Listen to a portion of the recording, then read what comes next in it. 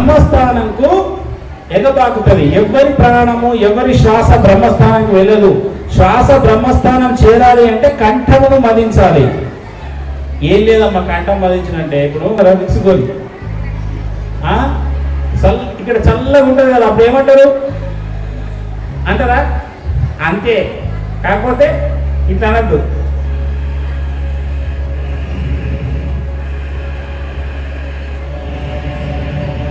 ఈ ప్రాణశబ్దం కొంతవరకు చేస్తే మీకు ఏమవుతుందంటే సాధనకు ఆలంబన అవుతుంది.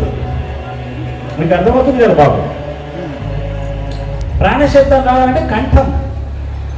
మీకు యూట్యూబ్లో కూడా ఉంటుంది మనది, కానీ నా ముఖతో వినండి.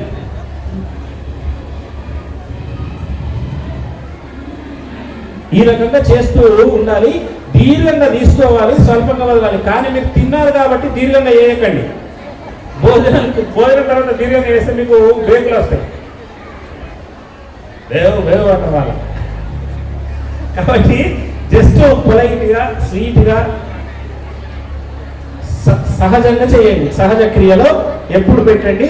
మీరు ఈ యొక్క శ్వాస తీసుకునేటప్పుడు వదిలేటప్పుడు ఇష్టదైవ నామం పెట్టుకోండి. ఒకరికి రామ ఇష్టమైతే శ్వాస పూరణలో రా, వదిలేటప్పుడు మా.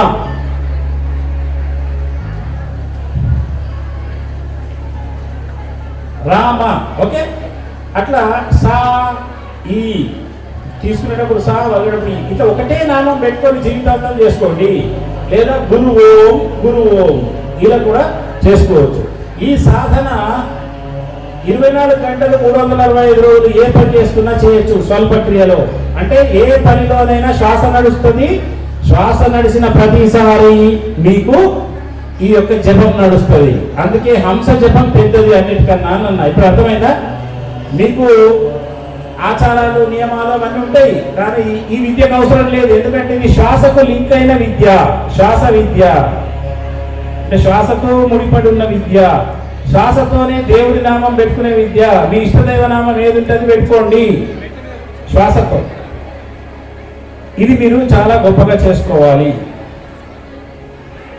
మీకు అర్థమవుతుందా? కాబట్టి దీనిని మీరు అభ్యాసం చేయండి. శ్వాస వెంబడి మనసు ఉంచితే మీ యొక్క మనసు నిశ్చలమవుతుంది, ఒత్తిడి లేనితనంగా మారుతుంది. ఒత్తిడి లేని జీవితాన్ని మీరు గడపాలంటే నిత్యము శ్వాస వెంబడి మనసు ఉంచాలి, మనసులో జపం ఉంచాలి. కాబట్టి ఈ రకంగా మీరు తెలుసుకున్నారు.